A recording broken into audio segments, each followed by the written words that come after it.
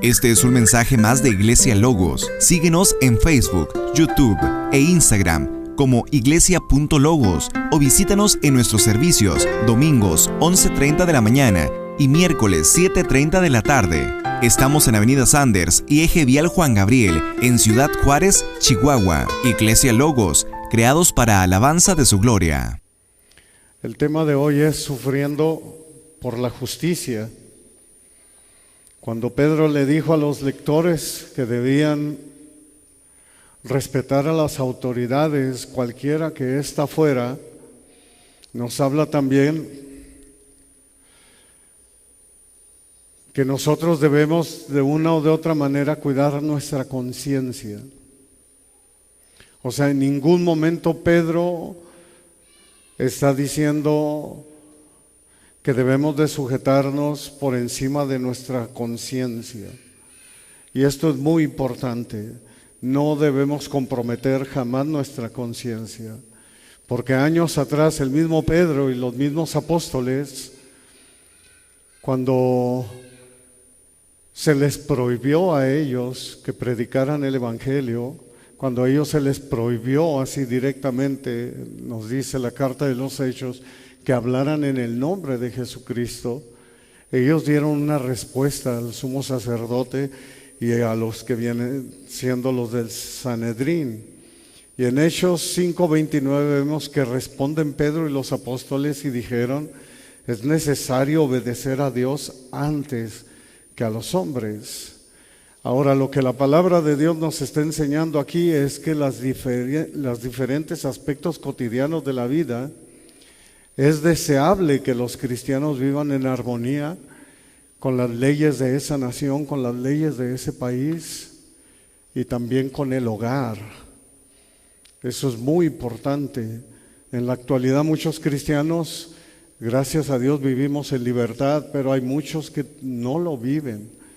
Hay muchos que viven en con gobiernos represivos, en hogares hostiles, ya sea con sus padres o con sus cónyuges, tienen muchísimas restricciones. Y la palabra de Dios nos ordena cooperar siempre y cuando la conciencia lo permita. Bueno, entonces todo eso debemos hacerlo para la gloria y para la honra de nuestro Dios. Hagámoslo por la causa del Señor. Así nos dice Pedro en esta misma carta en el verso 13. Hagámoslo por buen testimonio, hagámoslo por motivo de conciencia, hagámoslo por el amor a Cristo. En 1 Pedro 2:15 se nos dice: porque esta es la voluntad de Dios, que haciendo bien hagan callar la ignorancia de los hombres insensatos. En pocas palabras, si nosotros llegamos a sufrir persecución, que lo sea por Cristo y no por rebeldía, no por no estar de acuerdo con algunas normas del país o por las leyes que rigen a nuestro alrededor, inclusive en el mismo hogar. Pedro, usado por Dios, al igual que Pablo, quiere que seamos ejemplo. Y prácticamente eso es lo que está hablando en este capítulo 3. Desde el capítulo 2 lo venimos viendo. Y en 1 de Timoteo, el apóstol Pablo le escribe al joven pastor Timoteo, en el capítulo 4, verso 12: ninguno tenga en poco tu juventud, sino sé ejemplo de los creyentes en palabra, conducta, amor, espíritu, fe y pureza. Y luego le añade Pablo a Timoteo, ahí mismo en el capítulo 4, en la primera carta, en el verso 16, y le dice: ten cuidado de ti mismo, o sea, ten cuidado de tu testimonio y de la doctrina. Persiste en ello, pues haciendo esto te salvarás a ti mismo y a los que te oyen. Esto es lo importante, amados hermanos, del testimonio. Por eso es que Pedro hace mucho hincapié en el testimonio, tanto de cada uno de nosotros, tanto de hijos hacia los padres, como de los empleados hacia los jefes de trabajo, así como a las instituciones. Y lo que nos está mostrando precisamente aquí la carta es que debe haber una transformación que únicamente lo produce el Espíritu Santo en nosotros. Sufriendo por la justicia, es lo que el Señor nos quiere enseñar. Y así entramos en el verso 13 y dice: ¿y quién es aquel que les podrá hacer daño si ustedes siguen el bien? Vaya palabras. Obviamente que hay gente mala, obviamente que hay gente que simple y sencillamente nos va a odiar por el hecho de ser cristianos. O como dice el dicho aquí en México, no soy monedita de oro para caerle bien a todos. Va a haber gente que hasta cierto punto pues no te quiere simplemente porque no le caes. Pero no por eso nosotros debemos portarnos de la misma manera que ellos. Es el tiempo cuando nosotros tenemos que aprender a brillar con la luz de Cristo. Por eso en el verso 9 dice Pedro: no devolviendo mal por mal, ni maldición por maldición, sino por el contrario, bendiciendo. Ese es precisamente el momento en que uno tiene que brillar con la luz de Cristo. Así somos enseñados por el Señor. En Mateo 5, 44 y 45, ya lo hemos visto, pero lo repito: pero yo les digo, amen a sus enemigos, bendigan a los que los maldicen, hagan bien a los que los aborrecen y oren por los que los ultrajan y los persiguen, para que sean hijos de su Padre que está en los cielos, que hace salir su sol sobre malos y buenos y que hace llover sobre justos e injustos. Hoy en día esto parece imposible, pero con el Señor todo es posible. Y si el Señor nos está enseñando a hacer así, es porque así debemos de ser. Es porque así se ve la luz de Cristo. Pero son las reglas del reino de los cielos y no las podemos pasar por alto. Yo sé que es sumamente difícil, lo es para mí y lo es para muchas personas. Pero así son las reglas del reino de los cielos. Oremos para que el Señor nos haga fructífero en este mundo que cada día se hunde más y más en la oscuridad, en donde a lo malo llaman bueno y a lo bueno llaman malo. Cada día lo estamos viendo y es una realidad. Por ejemplo, en Gálatas 5, 22 al 23 se nos dice: mas el fruto del Espíritu es amor, gozo, paz, paciencia, benignidad, bondad, fe, mansedumbre, templanza. Y contra tales cosas no hay ley. Esto es lo que está escribiendo el apóstol Pedro cuando él dice: ¿y quién es aquel que les podrá hacer daño si ustedes siguen el bien? No hay nada que te pueda poner un freno. Contra tales cosas no hay ley. No hay ley que te prohíba amar. No hay ley que te prohíba ser manso. No hay ley que te prohíba hacer justicia. De esto es de lo que está hablando. En el verso 14 dice: mas también si alguna cosa padecen por causa de la justicia, bienaventurados serán. Por tanto, no se amedrenten por temor de ellos, ni se turben. Esta última frase la está sacando Pedro precisamente de Isaías capítulo 8, verso 12. Y al rato veremos qué es lo que está diciendo el profeta. Pero llama la atención que dice: si alguna cosa padecen por causa de la justicia, bienaventurados serán. O sea, no habrá quien les pueda poner un freno si ustedes se portan bien. Pero, dice Pedro, mas si alguna cosa, por si alguna razón, llegan a padecer por causa de la justicia, van a ser bienaventurados. Grabemos esa palabra en nuestra mente. Bienaventurados serán. ¿Cómo es posible que la palabra nos diga que somos doblemente felices si padecemos por causa de Cristo. ¿Cómo puede ser esto posible? El Señor nos habla de una manera constante en toda la palabra que seremos bienaventurados, privilegiados, premiados por Dios cuando padecemos por su causa. Y las mismas palabras de nuestro Señor Jesucristo en el Sermón del Monte, en el capítulo 5 de Mateo, versos 10 y 12, dice: bienaventurados los que padecen persecución por causa de la justicia, porque de ellos es el reino de los cielos. Son las reglas del reino de los cielos. Bienaventurados son cuando por mi causa los vituperen y los persigan y digan toda clase de mal contra ustedes mintiendo. Pedro lo sabe muy bien. Y es por eso que escribe y dice: mas también, si alguna cosa padecen por causa de la justicia, bienaventurados serán. Porque cuando tú y yo realmente conocemos al Señor, hermanos, el sufrimiento no es sufrimiento. Cuando tú y yo realmente llegamos a conocer a nuestro Padre y tenemos esa relación con nuestro Padre, y nuestra delicia, nuestro deleite es nuestro Padre, el sufrimiento no es sufrimiento. Y es cuando nosotros podemos entender la palabra de Dios cuando dice: porque esta leve tribulación momentánea produce en nosotros un cada vez más excelente peso, eterno peso de gloria.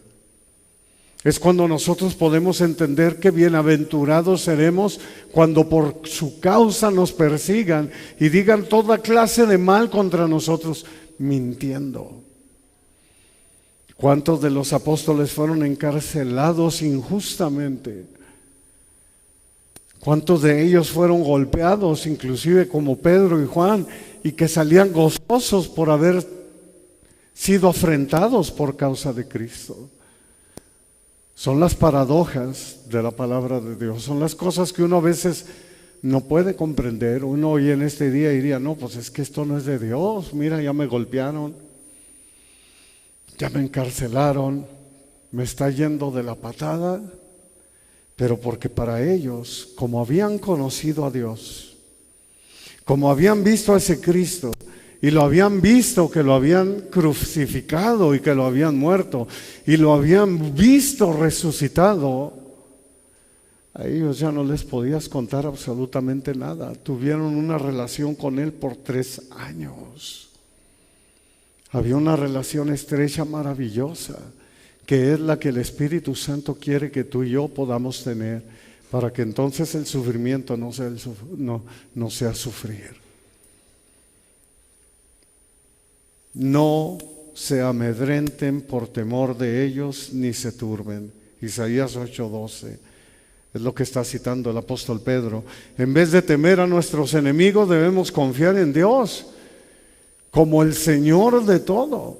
En Mateo 5:12 dice nuestro Señor Jesús, cuando está diciendo: bienaventurados serán cuando por mi causa los vituperen. Bueno, dice: gócense y alégrense, porque su galardón es grande en los cielos, porque así han perseguido, o sea, así persiguieron a los profetas que fueron antes de ustedes. Debemos creer, es el tiempo de creer, pero creer en serio. Creer que Dios controla todas las cosas, aún en medio del sufrimiento, aún en medio de lo adverso, aún en medio de ciertos acontecimientos. Dios es soberano. Dios tiene el control de todas las cosas. La palabra nos dice por el profeta Isaías, en Isaías 8:12 al 13, precisamente la cita que está citando Pedro. Y dice: no llamen conspiración a todas las cosas que este pueblo llama conspiración, ni teman lo que ellos temen, ni tengan miedo. A Yahvé de los ejércitos, a Él santifiquen, sea Él su temor y sea Él su miedo. Wow. Cuando Dios gobierna nuestras vidas, nuestros sentimientos y nuestras emociones, no seremos conmovidos absolutamente por nada que el enemigo quiera hacer. Eso es lo que dice el escritor de Hebreos, citando precisamente al Salmo 118:6, cuando dice: Yahvé está conmigo, no temeré lo que pueda hacer el hombre. Es lo mismo que está diciendo Isaías 8:12, y es lo mismo que está diciendo el apóstol Pedro: no se amedrenten por temor de ellos, ni se turben. Así lo escribió también el escritor de la carta a los Hebreos. Dice Hebreos 13:6, de manera que podemos decir confiadamente: el Señor es mi ayudador, no temeré lo que pueda hacer el hombre. No se amedrenten por temor de ellos, ni se turben. No teman lo que ellos temen. Vaya palabras maravillosas que el Señor nos habla a través de su palabra en todo momento. El verso 15 nos dice: sino santifiquen a Dios, el Señor, en sus corazones, y estén siempre preparados para presentar defensa con mansedumbre y reverencia ante todo el que les demande razón de la esperanza que hay en ustedes. Santifiquen al Señor en sus corazones. Santifica al Señor siempre en tu corazón. Santifica a Dios significa que el Padre, el Hijo y el Espíritu Santo deben de estar aparte de sobre todas las cosas. Es como cuando el Señor les dice en Deuteronomio capítulo 6, y que le dice: oye Israel, Elohim nuestro Dios, Elohim uno es. Y luego viene algo que nos dice, y eso es santificar a Dios: amarás al Señor tu Dios con todo tu corazón, con toda tu alma, con todas tus fuerzas y con toda tu mente. Le añade nuestro Señor Jesucristo: Dios sobre todo. Santificar a Dios significa que alabemos a nuestro Dios, porque grande es nuestro Dios y digno de suprema alabanza. Y luego me llama la atención que dice: y su grandeza es inescrutable. Inescrutable significa que no se puede comprender, saber ni averiguar. Impenetrable, incomprensible, inefable, inexplicable, insondable y excelso, o sea, soberano. Que esas palabras retumben en nuestro corazón, porque eso es santificar a nuestro Dios. Santifiquen a Dios significa que debemos servir al Señor con alegría, tal y como lo escribe el salmista en el Salmo 100, versos 1 y 2. Canten alegres a Dios, habitantes de toda la tierra, sirvan a Yahvé con alegría, vengan ante su presencia con regocijo. Eso es santificar al Señor. Siglos después, el apóstol Pablo escribió en 1 Corintios 15:58, así que, hermanos míos, amados, estén firmes y constantes, creciendo, sirviendo en la obra del Señor siempre, sabiendo que su trabajo, que su servicio en el Señor no es en vano. Sirvan a Yahvé con alegría, entren delante de su presencia con regocijo. Eso es santificar a Dios, aún en nuestro clamor, aún en nuestra oración. Nuestro Señor Jesucristo nos enseñó a orar en Mateo 6 y nos dice que le digamos: Padre nuestro que estás en los cielos, santificado sea tu nombre. Santifiquen a Dios en sus corazones. Esto es muy importante, a pesar de la oposición a la que estos hombres estaban experimentando.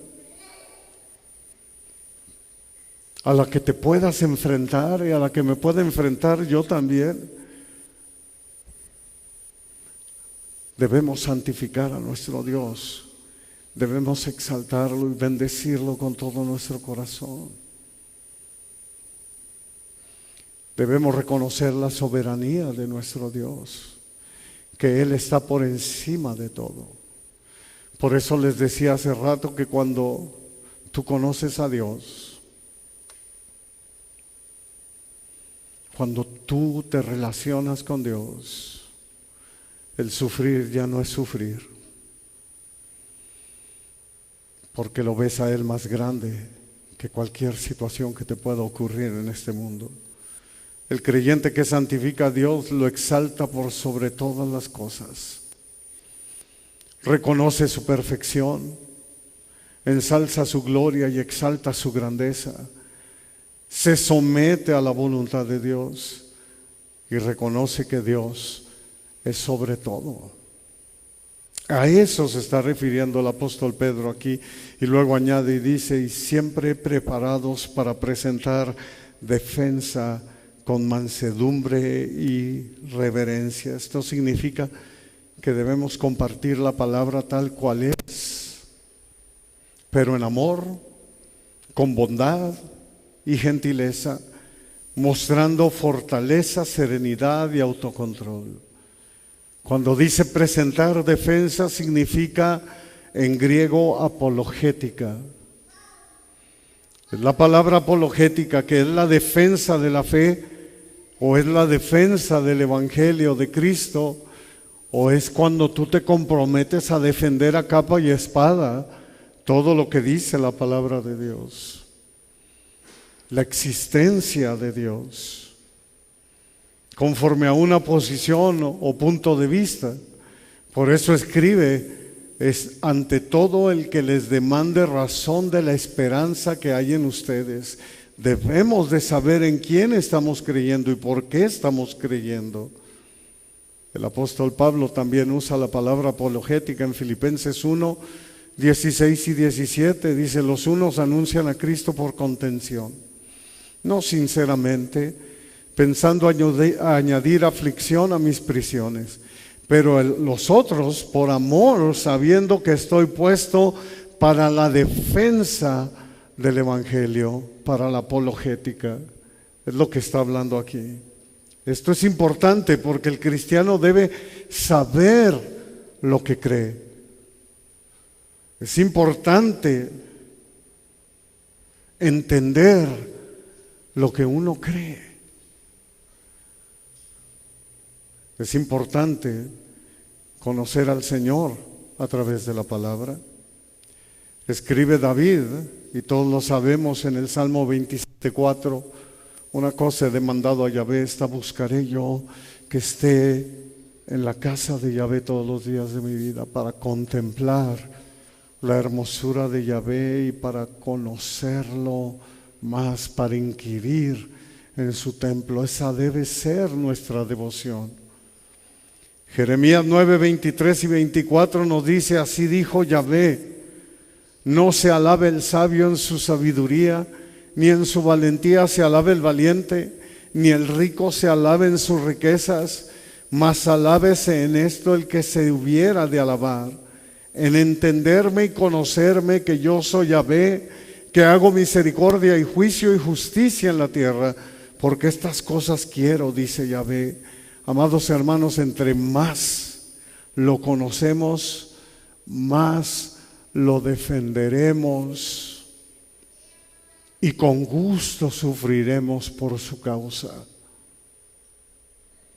Entre más conocemos a nuestro Dios, sufriremos por la justicia, porque el sufrir no es sufrir. Porque sabemos que nos espera un galardón maravilloso.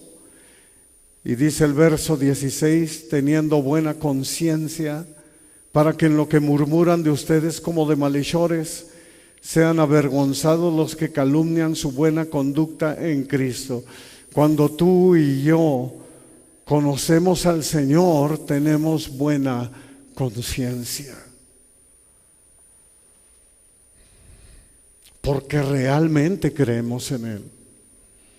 Porque sabemos que hay un Dios que todo lo ve, significa que tal vez no podamos evitar que nos calumnien, pero al menos podemos evitar el dar los motivos para que nos calumnien. Aquí aparece la conciencia, lo que vimos al principio, lo que no debemos comprometer, nuestra conciencia. Teniendo buena conciencia. El escritor de Hebreos lo escribe así en el capítulo 13, verso 18: oren por nosotros, pues confiamos en que tenemos buena conciencia, deseando conducirnos bien en todo. Vaya palabras, de esto estamos hablando. Y continúa Pedro: en lo que murmuran de ustedes como de malhechores. Al hacer lo bueno, las acusaciones obviamente serán vacías y solo avergonzarán a quienes las pronuncian en contra nuestra. Por eso, como dice Hebreos, deseando conducirnos bien en todo. Enseguida Pedro: sean avergonzados los que calumnian su buena, manteniendo tu conducta libre de censura. Ya lo habíamos leído en el capítulo 2. En el verso 12 dice: manteniendo buena su manera de vivir entre los gentiles, para que en lo que murmuran de ustedes como de malhechores glorifiquen a Dios en el día de la visitación al considerar sus buenas obras. Es tan importante para Pedro que lo vuelve a repetir en este capítulo. Pero el motivo es el mismo del capítulo 2, para que glorifiquen a Dios al considerar sus buenas obras. Ese es el mensaje de Cristo, ese es el Evangelio.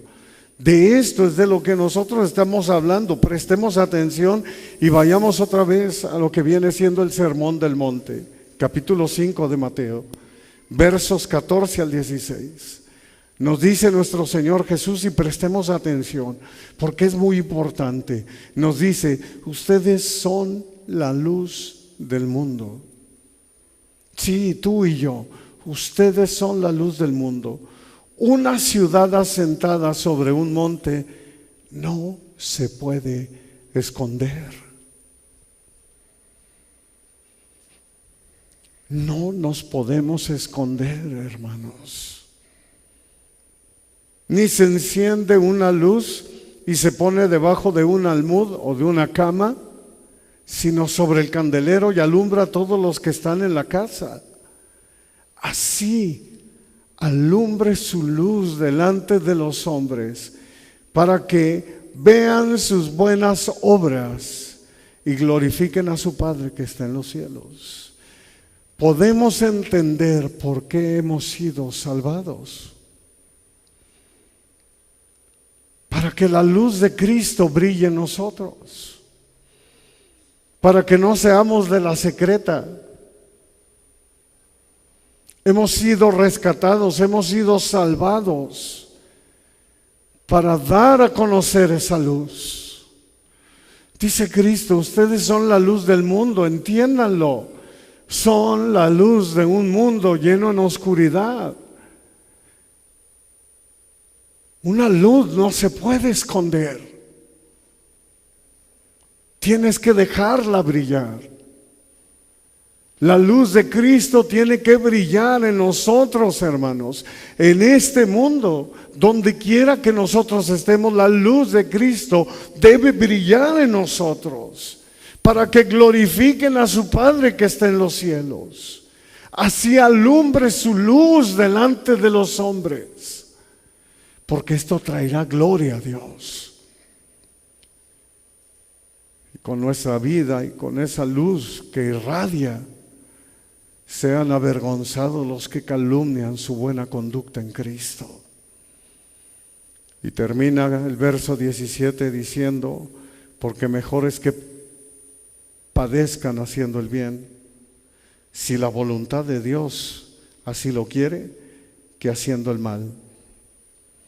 sufriendo por la justicia. Este versículo de la Biblia está diciendo que para el reino de los cielos, si la voluntad de Dios así lo quiere, ¿sabes qué es lo que está diciendo?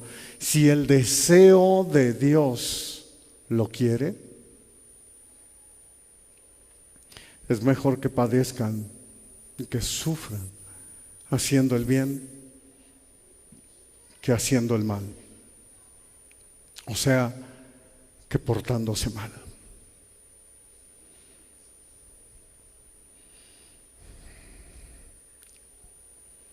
Esta es una lección muy importante que debemos aprender. Siempre debemos tratar de hacer el bien sin importar el costo, porque eso es lo que Dios quiere que llevemos a cabo.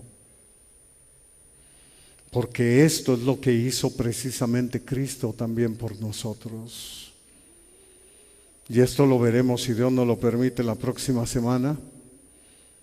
Dice Hebreos 12:3, y nos dice el Espíritu Santo a nosotros hoy en esta mañana: consideren a aquel que sufrió tal contradicción de pecadores contra sí mismo, para que su ánimo no se canse hasta desmayar.